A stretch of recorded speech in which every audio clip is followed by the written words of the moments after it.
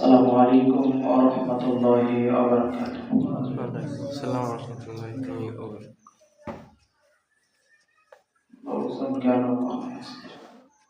বাড়ি শুক্রবার ছুটির দিন না, সবাই ছুটি আছে। সব ছুটি। আল্লাহও কিন্তু ছুটি নেয় কোনোদিন।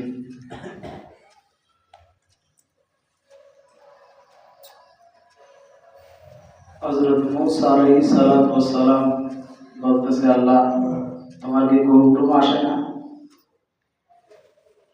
কই কেন? কই আমরা তো ঘুমাই, তুমি ঘুম পাও না? কই মূসা উদ্ভট প্রশ্ন করিস কেন?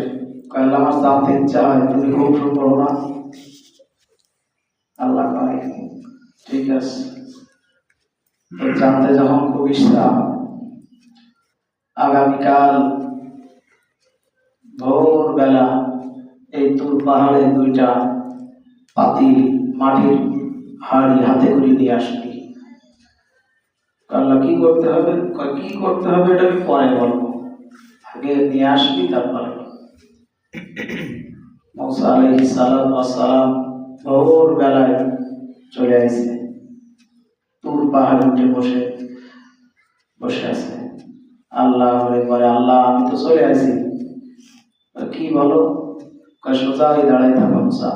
দাঁড়ায় আছে সোজা হয়ে। আল্লাহ কি করবো? কয় হাত টান করে এরকম সোজা করে দাঁড়ায় রাখো। দাঁড়ায় আছে। আল্লাহ এরপরে কয় দুইটা যে মাটির যে পাতিল হাড়ি আছে দুই হাতে এইভাবে দাঁড়ায় থাকো। এইভাবে দাঁড়ায় আছে কিছুক্ষণ। বাতাস আল্লাহ দিচ্ছে, রহমতের বাতাস দিচ্ছে। হঠাৎ হযরত মূসা আলাইহিস সালাতু ওয়াস সালামের চোখে ঝিমটি, মানে ঘুমের ঝিমটি চলে আসছে। যেই ঘুম আইছে হঠাৎ হাতের থেকে হাড়ে পাতিল। মূসা আলাইহিস সালাতু ওয়াস সালামের আল্লাহ আগের থেকে বলছিল যে মূসা এই পাতিল তো ভাঙে না। আল্লাহ ঠিক আছে, হাত হাড়ি ভাঙবে না। এইভাবে ধরে আছে, যে ঘুমের ঝিমটি আইছে ওটা হাতের থেকে ছেড়ে পড়ে। আল্লাহ বেয়াদবি করছি, তুমি যেটা নিষেধ করছিলে এটাই করে ফেলেছিলে। কি হয়েছে? ঘুম এসে গেছিল, হাড়ি ভাঙে গেছে। আল্লাহ কয় মূসা রে, আমি আল্লাহ যদি এক সেকেন্ড যদি চক্ষু বন্ধ করি পুরা দুনিয়া হাড়ির মতো টুকরা টুকরা হয়ে যাবে। আমি আল্লাহর কোনো ঘুম নাই। আল্লাহ যদি বলে তোদের মতো শুক্রবারে আমিও ছুটি নিয়ে নিলাম, তোরা যেমন ছুটি নিয়েছিলে আমিও নিয়ে নিলাম। আল্লাহ বলে তোরা প্রত্যেক সপ্তাহে একদিন করে ছুটি নিতিস, আমি হাসরের ময়দানে একদিন ছুটি নেব। আল্লাহ যদি শুধু একটু চোখ ফেরায় রাখে, ফেরেশতারা হাতুড়ির বাড়ি দিয়ে সব চ্যাপ্টা করে ফেলাইবে। এজন্য আল্লাহর রহমত সবসময় আমাদের পরে আছে, কিন্তু আমরা আল্লাহর রহমতের দিকে ছুটতে চাই না। বিশ্বনবী ঘোষণা দিলেন জুমার দিন হলো হজের দিন। কোন গরিব মানুষ যদি 3, 4, 5, 7 লাখ টাকা খরচ করে যদি আমার কাবা ঘরটা জিয়ারত করতে না যাইতে পারে, সুযোগ যদি তার না হয়, ওগো নবী ঘোষণা দিয়ে দেন জুমার দিন তড়িঘড়ি করে যদি কেউ ওযু গোসল করেন, সুন্দর পোশাক পরে মসজিদে এসে জুমার নামাজ একেবারে শুরু থেকে শেষ পর্যন্ত একেবারে সুন্দর করে আদায় করে সময়টা যদি মসজিদে অতিবাহিত করে, এই মসজিদ থেকে বাহিরে পা দিবে, প্রত্যেকের আমল নামায় একটা কবুলিয়ান হজের সওয়াব আমি উঠায় দেই। কিন্তু আমাদের অভ্যাস হয়ে গেছে নগদ চাই হাত পেতে না, বাকির খাতা শূন্য থাক। আল্লাহ কবে দেবে তার কোনো গ্যারান্টি আছে নাকি? কিয়ামতের ময়দানে আল্লাহ কইছে দিবানে, দেয় কিনা তার কোনো ঠিক নেই। এজন্য আমরা মাঝে সাথে আল্লাহরে ফাঁকি দেই। আল্লাহ তুমিও যেমন ফাঁকি দাও আমরাও সেরকম ফাঁকি দিয়ে শুরু করছি। তুমি বলো সব দিবানে, কিয়ামতের ময়দানে সে কবে দিবা তার কোনো ঠিক আছে? ঠিক আছে বলো, কবে সব দিবা তার কোনো ঠিক নেই। আমরা একটু ফাঁকি দিই, আমরাও এরকম জুমার দিন, হজের দিন, তারপরেও অন্য দিন একটা অন্যরকম যে কাজ বাজের ভিতরে জামাতে না পড়তে পারলেও চেষ্টা করবো জামাতে, কিন্তু সরাসরি আল্লাহ কোরআনের বিধান ইদা নুদিয়া লিসসালাতি মিন ইয়াউমিল জুমআহ, জুমার আযান যখন হবে বিসা কানা কাজ বা সব যা কিছু আছে ব্রেক হয়ে যাবে, স্টপ হয়ে যাবে, এগুলো করা সব হারাম। কিন্তু আমরা সে হারামের দিকে ছুটতেছি। সব সময় দোয়া করে আল্লাহ আমাদের সমস্ত হারাম কাজ থেকে দূরে সরে থাকার তৌফিক দাও। কিন্তু আমরা বলি আল্লাহ, মনে মনে বলি আল্লাহ, সব সময় হারামের সাথে জুড়ে থাকতে পারি তৌফিক দাও। সামনে আসতেছে মেরাজ। মেরাজের ঘটনা কি বলি, বিশ্বনবী যখন মেরাজে গেলেন, মেরাজে যাইয়া বিশ্বনবী সর্বপ্রথম জাহান্নামের ভিতরে যাদেরকে দেখলেন তারা হলো সুদের ব্যবসায় বাংলাদেশের মানুষ বেশি জড়িত। যারা অনলাইন একটু বোঝে তাদের কাছে আপনি প্রশ্ন করবেন, সুদের সাথে বেশি জড়িত বাংলাদেশের মানুষ।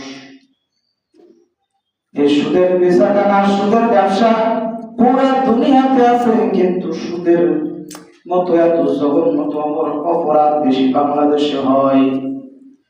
এই জন্য আমাদেরকে জাহান্নাম থেকে বাঁচতে হইলে সুদ থেকে আমাদের দূরে সরে থাকতে হবে। কারণ ওই যে সুদের টাকা বছর ঘুরতে ঘুরতে লাখ, ঘুরতে ঘুরতে আবার প্রায় লাখের কাছে চলে যায়। টাকায় যে বাঁচা দেয়, এই ব্যবসা আমরা বন্ধ করতে পারি না। ব্যবসা শুধু টাকার পিছনে ছুটে কোনো লাভ নাই। কারণ কোটি কোটি টাকার মালিক আমি তখন ডুমুরিয়াতে থাকি। নাম বললে অনেকে চিনবেন, নামটা আমি বলতেছি না। এই লোকটা কোটি কোটি টাকার মালিক ছিল।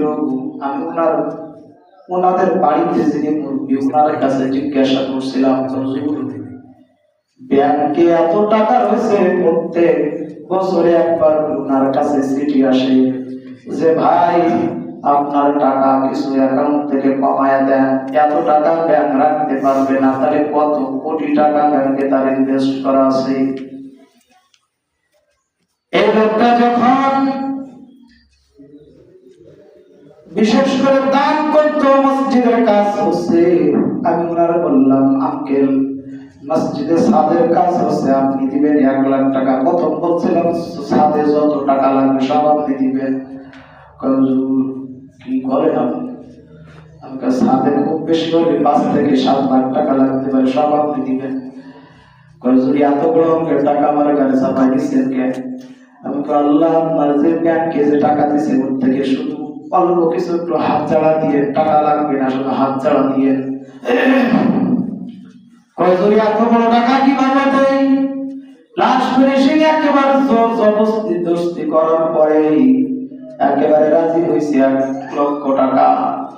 তারপরে সাইডে ধরার মতো, সাইডে ধরার পরে 1 লক্ষ রাজি হয়েছে। আল্লাহ মেহেরবানি, আল্লাহর গোলাম মৃত্যুবরণ করলেন। আমি ওই সময় ডুমুরিয়াতে থাকতাম। এই লোকটা যখন মৃত্যুবরণ করছে, মৃত্যুবরণ করার পরে ওনার একটা ছেলে আর 3টা মেয়ে ছিল। ছেলে পেলেই কামড়াকামড়ি শুরু করে দিছে। সকাল টাইমে হয়েছে ওই বাড়িতে আমি কই মারা গেছে, সংবাদ হুজুর মাইকে প্রচার করে দেন অমুক ব্যক্তি মারা গেছে। আমি ওনার বাসার একেবারে প্রায় কাছাকাছি থাকতাম। আমি চিন্তা ভাবনা করলাম কারণ কি, মরা বাড়ি থেকে তো কান্নার আওয়াজ আসে, হইছে কেন? আমি বাড়িয়ে বেড়ে বললাম দ্রুত টুপিয়া রুমালটা দাও দেখি, মরা বাড়িতে একটু ঘুরে আসি। যাই দেখি জমি নিয়ে ভাগাভাগি, টাকা পয়সা নিয়ে ভাগাভাগি নিয়ে হইছে চলতেছে। আমি ওনারে বললাম হায় আল্লাহ, যদি নিজের জন্য কিছু করে যাইতেন, আল্লাহ যা টাকা আপনারে দান করছে থেকে যদি কিছু আল্লাহর ঘরে কিছু কিছু করে দিয়ে যাইতেন, মরণের পরে একটু সুখে থাকতেন, এত কৃপণ ছিল লোকটা। কিন্তু মরণের পরে নিজের টাকা পয়সা টাকা জমি নিয়ে সন্তানেরা হইসই লাগাই দিছে, দাফন করা বাদ দিয়া হইসই লাগাই দিছে। আমরা টাকার পিছনে ছুটতেছি, টাকায় বাঁচা পারে, টাকায় বাঁচা পারে। দেখছেন আমি কয় কেমনে, কয় 30,000 ঘুরতে ঘুরতে আবার হয়ে যায় 3,000। 10,000 এক মাস একজনের কাছে দিয়ে আসবো, 1,000 টাকা লাভ, 20,000 তে ওইভাবে লাভ, শুধু টাকায় বাঁচা পড়ে। বিশ্বনবী যেদিন মেয়ারাজে গেলেন, মেয়ারাজে যাইয়া জাহান্নাম যখন দেখলেন, জাহান্নামের ভিতরে ঢুকেই দেখলেন উম্মতেরা কষ্টের ভিতরে আছে। জিবরাইলকে জিজ্ঞাসা করলেন, ও ভাই জিবরাইল, ইয়া আখি জিবরাইল, ভাই জিবরাইল, এরা কারা? জিবরাইল বললেন, ও নবী, এরা আপনার উম্মত। এর ভিতরে কেন এরা? এরা আপনার উম্মত, এরা সব কিছু করতো, নামাজ পড়তো, রোজা রাখতো, হজ করতো, যাকাত দিত, কিন্তু নবী গো এরা মরণ পর্যন্ত সুদ ছাড়তে পারে নাই। সুদের সাথে এরা জড়িত ছিল। আহা, সুদ আমরা জানি মারাত্মক গুনাহ, এরপরেও সুদ থেকে আমরা দূরে রাখতে পারি না। সুদ রে আমরা ছাড়তে চাই না, সুদ আমাদের ছাড়তে চাই। সুদ কয় আমি তোদের কাছে যাব না, আমরা সুদরে ধরে আনি বাসায় রাখতে চাই। কিন্তু যদি এরকম হতো, আমি সুদ রাখতে চাই না, সুদ আমার কাছে আসতে চাই, তাহলে হতো। কিন্তু সুদ বলে আমি তো তোর কাছে যাইতে চাই না, তুই কেন আমারে বাড়ি নিয়ে যাস? সবচাইতে সুদের 70টা গুনাহ আছে সুদের ভিতরে। 70 প্রকারের আযাব একজন সুদখোরকে দিবে। সুদখোরের প্রথম গুনাহ হলো সে যদি সুদ খাইতে যদি এইভাবে থাকে, বিশ্বনবী বললেন সেজন্য তার নবী মুহাম্মদুর রাসূলুল্লাহ সাল্লাল্লাহু আলাইহি ওয়াসাল্লাম তার সৃষ্টিকর্তা রামের সাথে যুদ্ধ লাগাই দিল, যুদ্ধ করার জন্য প্রস্তুত হয়ে গেল।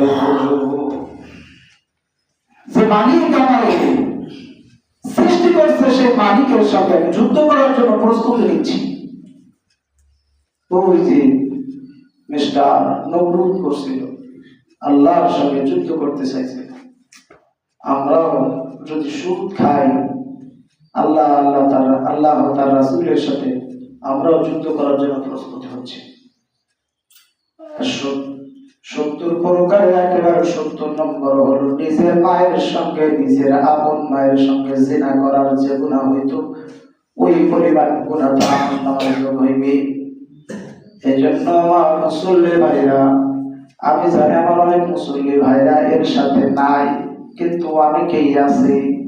অনেকেই নিজে খায় না, আরেকজনের জুড়ে দেয়। এই জোড়ার কারণে আপনি সমান গুনাহগার হইলেন। সুদ যে খাইবে সে যে অপরাধ, সুদ যে দিবে সে অপরাধ, সুদ যে দিবে সে অপরাধ, আর সুদের যে সাক্ষ্য থাকবে ঠিক এই ব্যক্তিও সমান অপরাধী। এজন্য আমরা সুদ থেকে আমরা একটু দূরে থাকার চেষ্টা করি। আল্লাহ আমাদের কবুল করুক বলেন আমিন। আর জুমার দিন, এই জুমার কথা বলতে বলতে শুক্রবারে ছুটির দিন, এই ছুটির দিন করতে করতে এই মতো আসলাম। শুক্রবারে আমরা একটু তড়িঘড়ি করে মসজিদে আসার চেষ্টা করে। আজকে জুমার দিন, অন্য দিনের অপ্রিয় মুসল্লি যেমন তেমন হয়েছে, কিন্তু এখন তো মসজিদ ভরার কথা। জুমার দিন, গরিবের হজের দিন। একটু আগেই তো বলছিলাম, যারা আসেন না তারা তো মাশাআল্লাহ শুনে হাফেজ হয়ে গেছে, বাটাই গেছে সব।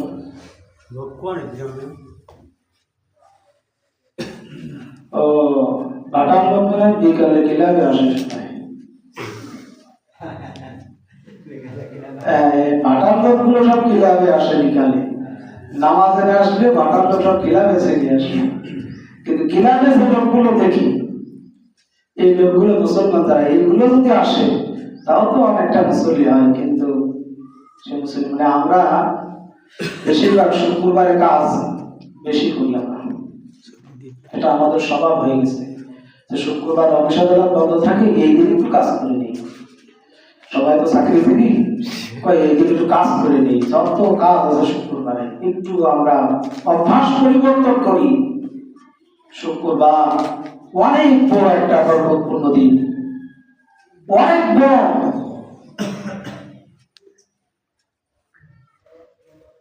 ঈদের দিন যদি আপনি নামাজে আসেন, কোন কিতাবে এরকম আমি পাই না যে ঈদের নামাজ, ঈদের দিন যেরকম আমরা ফ্রি ভাবে পড়ি, ঈদের দিন নামাজ আসলে হজের সওয়াব হবে, এরকম কিতাবে কোথাও পাই নাই। কোন আলেমা পাইছে কিনা জানি না। কিন্তু জুমার দিন কোন ব্যক্তি যদি জুমার নামাজের জন্য আসে, প্রত্যেকটা আলেম এটাই ঘোষণা দিবে, বিশ্ব নবী বলেছেন তারা আমলনামায় কবুলিয়ান হজের সওয়াব হবে। কিন্তু ঈদের নামাজ পড়ার জন্য ঢাকা থেকে আসতেছে, কালকে বাড়ি আসিস, বাড়ি আসতেছে বাসের সাথে, আরে বাবা পিছনে দাঁড়ায় বাড়ি আসতেছে। ট্রেনে যে অবস্থা, বাড়ি শুধু একটু ঈদ করতে যাবে তাই, কিন্তু ওই ঈদের কোনো ফায়দা নাই যদি আপনি 5 ওয়াক্ত নামাজ আর জুমার নামাজ না পড়েন। দেখবেন মানুষ বেশি জুমার দিন কাজ করে, এগুলো না, এগুলো আমরা বাদ দিয়ে দেই। জুমার দিন আমরা কাজ কমাই দিব, 12টা পর্যন্ত, খুব বেশি হলে 12টা পর্যন্ত কাজ করব, তারপরে আমরা তড়িঘড়ি করে মসজিদে চলে আসবো জুমার নামাজটা আদায় করার জন্য। তারপরে নামাজ করার পরে আবার আপনি কাজে চলে যান, সমস্যা না। এই জন্য বিশ্ব বিহারাতে গেলেন, 1 নম্বর দেখলেন যাদেরকে কষ্ট দেওয়া হইতেছে তারা হলো সুদখোর। আল্লাহ তাআলা আমাদেরকে এই সুদ থেকে দূরে সরে থাকার তৌফিক দান করেন, সকলে বলেন আমিন। খুবই মারাত্মক এই গুনাহটা। 2 নম্বর হলো যারা ব্যভিচার, সুদখোর, যাদেরকে কষ্ট দেওয়া হইতেছে তারা হলো ব্যভিচার। ব্যভিচার মানে কি জানেন তো সবাই? ব্যভিচার করে যারা, এই ধরনের কাজ থেকে আমাদের দূরে সরে থাকতে হবে। এই ধরনের অন্যায় কাজ থেকে আমাদের দূরে সরে থাকতে হবে। কারণ দুনিয়ার এই যৌবন খুব বেশি হলে আপনার ভিতরে থাকবে 60 বছর পর্যন্ত। 60 বছর পরে মানুষের ভিতরে আর যৌবনের কমতে থাকে, আর থাকে না, অনেকে এরকম হয় আর থাকেই না। কিন্তু এই অল্প কদিনের আনন্দ আপনার আমার ভিতরে দোজখের জাহান্নামের আগুন, একটু ভয় লাগে না যে আমি এই অন্যায় করে যদি কবরে চলে যাই, কেউ তো আমার সাথে যাবে না। যাদের সাথে এই ধরনের ব্যভিচার আমি করছি তারাও আমার সঙ্গে যাবে না। এই আনন্দ ফুর্তি সব কিছু মাটির সাথে মিশে যাবে, শুধু আমাকে একা একা কবরের ভিতরে থাকতে হবে। 2-1 দিন পরে আমার কবরের দিকে কেউ তাকাবেও না, ভয় লাগে। কবরের আশেপাশে নাকি ভূত থাকে, কবরের পাশেও কেউ যাইবে না। এত মহব্বতের মানুষগুলা আপনার আমার লাশ দেখে দৌড়াইতে থাকবে, লাশের পাশে একা একা যাইও না, ভয় লাগে। কবরের পাশে যাইও না, একা একা ভয় লাগবে। আহা, দুনিয়ার মানুষগুলো কত নিমুখারাম, দুনিয়ার মানুষগুলো কত স্বার্থপর। শুধু আমার ভিতরে আমার দেহটা আছে, কিন্তু আমার ভিতরে শুধু আল্লাহর হুকুমটা নাই। কত স্বার্থপর মানুষ, কত স্বার্থপর মানুষ। আমার দেহ আছে, আমার জামা কাপড় যেভাবে আছে এইভাবেই আছে, শুধু আমার ভিতরে আল্লাহর হুকুমটা নাই। রূহ এই জিনিসটা আমার ভিতরে নাই, এই জন্য আমার আর মানুষ বলে না কেন, আমার থেকে সবাই ভয় পায়। কোন মৃত্যু ব্যক্তি যখন মানুষজন আসতে থাকে, মৃত্যু ব্যক্তিগুলো অনুভব করতে থাকে, অনুভব করতে পারে, কিন্তু কথা বলার শক্তি তার ভিতরে থাকে না। শ্রবণ, কোন ব্যক্তি যখন মারা যায়, তার শ্রবণ শক্তি থাকে, সে শুনতে পায়, কি হইতেছে সবকিছু সে শুনতে পায়। কোন ব্যক্তি যখন মৃত্যুবরণ করে সবকিছু সে অনুভব করতে পারে, কিন্তু কথা বলার মতো শক্তি তার ভিতরে থাকে না। মানুষটা তখন কোন আওয়াজ ছাড়া এই কথাটা বলতে থাকে, দুনিয়ার মানুষ, আমার সন্তান, আমার স্ত্রী, আমার এই দুনিয়া থেকে তাড়াইয়া দিও না, আমার বাড়ি থেকে দূর করে বাইরে করে দিও না, ঘরের ভিতরে ছিল আমার লাশটা, কেন আমার বারান্দায় রাখলাম, কিছুক্ষণ পরে আবার বারান্দা থেকে নামায়া উঠানে রাখছো, আবার কিছুক্ষণ পরে কয়েকজন মানুষ এসে আমারে কেন গোসল করাইতেছো, কেন করাইতেছো? শুধু তাই না, গোসল করা যদি আমার ঘরে উঠাইতো তাই হইতো, কিন্তু গোসল করাইয়া আমার নিজের কাপড়গুলো, নিজের টাকার কেনা কাপড়গুলো আমার গায়ের থেকে খুলে নিলে তোমরা, আর একজনের কেনা কাপড় আমারে পরাইয়া দিলা, নিজের টাকায় কেনা নাই পোশাক, নিজের টাকার এই জামার রুমালগুলো খুলে তোমরা নিয়ে নিলা, আর একজনের কেনা পোশাক আমার গায়ে পরাইয়া দিলা। কিছুক্ষণ পরে দেখলাম মসজিদ থেকে একটা খাটিয়া আনে, কয়েকজন মিলে ধরে আমার সেই খাটিয়ার উপরে রেখে দিলাম, সবাই কাঁদতে কাঁদতে ঘাড়ে করে নিয়ে আবার চলে আসলাম জানাজার স্থানে।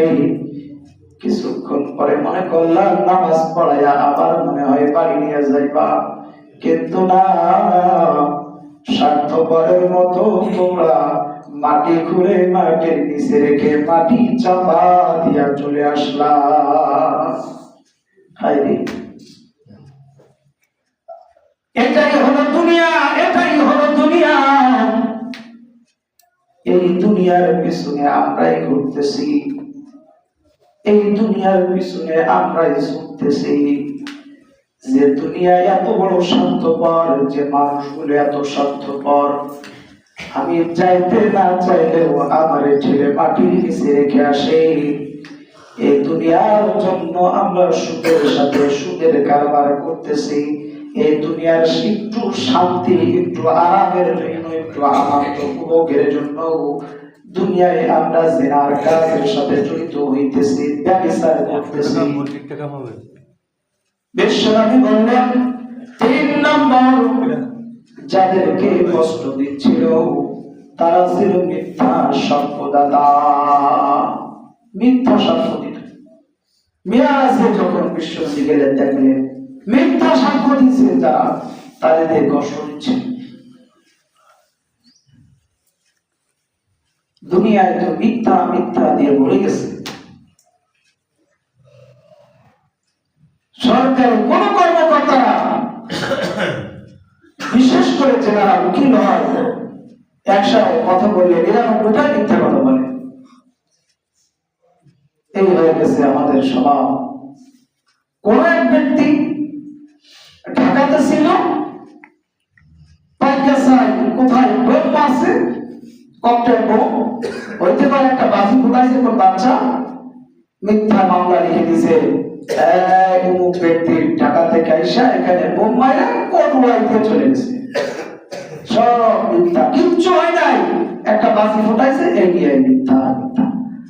ওনারা এমন ভাবে বলতেছে যেন সরাসরি উনি চোখে দিকে এসে উনি উকিলরা সামনে বলতেছে। এই হয়ে গেছে স্বভাব।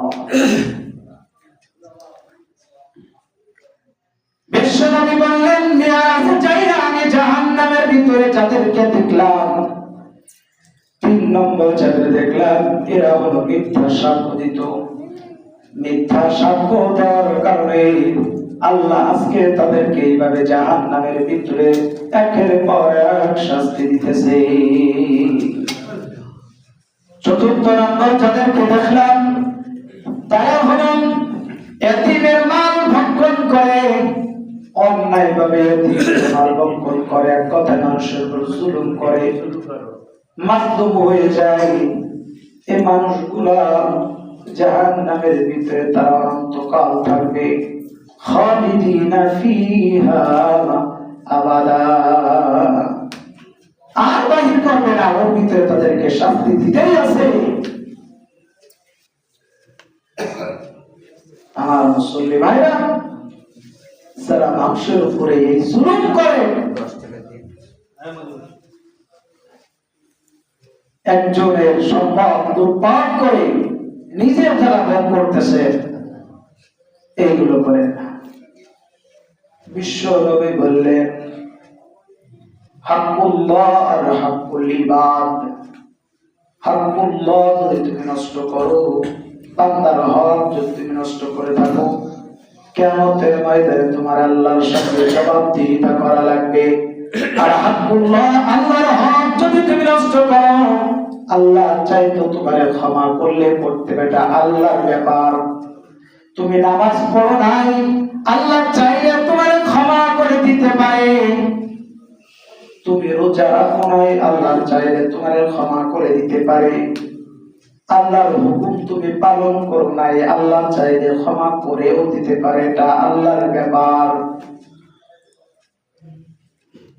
হাক্কুল্লাহ আর হাক্কুল ইবাদ, বান্দার হক যদি নষ্ট করে থাকো, কিয়ামতের ময়দানে ওই বান্দা যদি ক্ষমা না করে, আল্লাহ তোমারে ক্ষমা করবে না। বান্দার হক নষ্ট করে আমরা কেউ কবরে যাইব না, মানুষের অভিশাপ করায়া কবরে যাইব না। কত মানুষ ছিল 2-500 বিঘের বাড়ি, লাস্টে ভিক্ষা করে একজনের কাছে কিছু টাকা লইয়া একটা গ্যাসের গুঁড়ি, একটা ব্যথার গুঁড়ি কেনার জন্য মানুষের কাছে হাত পেতেছে। ইতিহাসটা এদিকে নাই, আমাদের গ্রামের দিকে মনে হয়েছিল। 700 বিঘি সম্পদের বাড়ি, লাস্টে এই যে একটা ইন্ডিয়ান গ্যাসের গুঁড়ি 1 টাকা, একটা ব্যথার গুঁড়ি 1 টাকা, 2 টাকার জন্য মানুষের কাছে হাত পাচ্ছে। 700 বিঘি জমির মালিক যদি হাত পাতেন, আমার তো কিছু নেই, আমি যে কি করবো তা আল্লাহ আমাকে জানে। এই হয়ে গেল মাঝে কি অবস্থা। এজন্য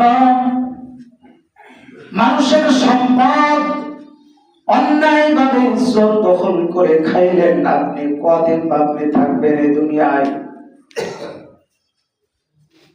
পরের জায়গা পরের জমি ঘর বানায় আমি রই, আমি তো এ জমির মালিক নই, আমি তো এ ঘরের মালিক নই। এটা আমার ঘর, এটা আমার ঘর, এটা আমার জায়গা, এটা আমার জায়গা। আমি যখন চক্ষু বন্ধ করলাম, আমার ছেলে বলতেছে এটা আমার জায়গা, এটা আমার ঘর। আমার ছেলে ঘরে যাইতেছে, আমার ছেলের ছেলে বলতেছে এটা আমার ঘর, এটা আমার জায়গা। আপনার কোথায় গেল? আপনি হয়ে গেলেন ডিলেট। মোবাইল থেকে যেমন পিকচার ডিলেট করে দেয়, আপনার ছেলে অনেক সময় বলতে পারে এটা আমার বাবার সূত্রে, এটা আমার জমি, কিন্তু আপনার পোতা পত্নী নাতি নাতনিরা আপনারে ডিলেট করে বলবে, আপনার ছেলের কথা আপনারে ডিলেট করে দিবে। এজন্য আমার মুসলিম ভাইরা, অন্যায় জানার পরও যারা অন্যায় করতেছে, এগুলো পরিত্যাগ করে দেন, এগুলো বাদ দিয়ে দেন। ইসলামের পথে আসে, কোরআনের পথে আসে, কোরআন দিয়ে জীবন পরিচালনা করেন। আল্লাহ যেগুলো হারাম করে দিয়েছেন এগুলো বর্জন করেন, আল্লাহ যেগুলো হারাম করে দিয়েছে এগুলোই আমরা গ্রহণ করে এগুলো পালন করতে পারি। আল্লাহ তাআলা আমাদের সবাইকে সমস্ত হারাম কাজ দূরে রেখে সমস্ত সঠিক পথ, সঠিক কাজগুলো পালন এবং মেনে চলার তৌফিক দান করুন। সকলে বলেন আমিন। وآخر دعوانا أن الحمد لله رب العالمين. السلام عليكم ورحمة الله وبركاته.